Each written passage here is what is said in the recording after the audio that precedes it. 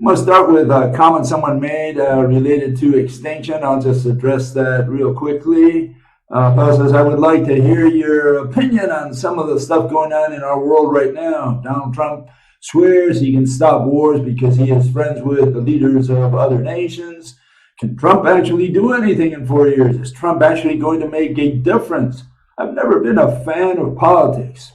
I can't say I've never been, but I was when I was young, but that's been a long time. You know, I stopped paying attention to politics a long time ago. In fact, you know, I'm a citizen of 2 countries, and I don't vote in either one if I can help it. So, you know, I don't give my vote to anyone. What can I tell you? I'm not an astrologer. I can't tell you what's going to happen in the next 4 years. The way I look at it is, I look at politics and economics only in relation to extinction. I'm saying that our humanity, our species, is about to become extinct. About to become means, you know, in a short time. Exactly when, I can't tell you. Is it going to be 4 years? Is it going to be in 10 years, in 20 years? I can't tell you. I can only tell you the circumstances. That's what I look at. And the circumstances are that the global economy is going to collapse. Why is it going to collapse? Well, just in general terms, the United States is the biggest empire that ever was and that ever will be. There will not be another empire after the United States. A lot of people say, well, if the United States goes down, China comes up, or Russia, you know, or maybe some kind of collusion between the 2 of them. No, history will not repeat itself in this instant. We're at the end of the line, and there's a lot of reason behind that. Okay, among them that, you know, we're at the last stage of economics, which is the service stage. You know, we're all service providers, you know, today. We stopped doing hunter-gathering, we stopped doing agriculture, we stopped doing manufacturing.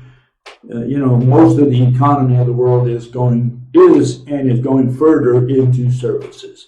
And you can't run a world economy on services. Services is another word for unemployment. Anyone who's into services is unemployed. Okay, that's the way I look at it. When you're looking at the earth from up there, all you see is what we constructed. You don't see the services. Services are promises. Anyways, I think the United States will not allow, anyways, China to advance militarily, especially beyond it. And there's going to be a war. The incident's going to happen. You know, the militaries of both sides will ensure something like that happens. And when that happens, it's only going to make the economic situation a lot worse.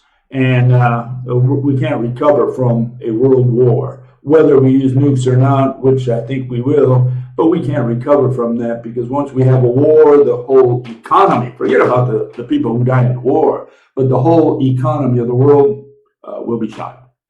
So the way I look at it, politics, economics, only in relation to extinction. That's the only thing I look at, and I don't do politics anymore. Now, I'm an easy pushover, very easy pushover. I'll vote if they give me a keg of beer or a 6-pack. Then I'll vote for that, and I'll be honest, I will vote for that guy. But they have to give me something. I'm not going to give them money and also give them my vote. I'm not crazy. You know, voting is not a right. Voting is not even a privilege. Voting is whim. You know, it's like you ask an actress in Hollywood for her autograph, right? For her, it's whim. She wants to give it to you or not. For you, it's a privilege. You know, there's no right. You know, no rights involved either way. And voting is the same thing. You know, the politician, he comes and begs for your vote. For him, it's a privilege for you to receive your vote. For you, it's whim. If you want to vote for him, you vote for him. You know, rights play no part either way. So, yeah, if they want my vote, for me, it's not a right. It's whim. And if they want my whim, they're going to have to give me something. And a keg of beer would do it, okay?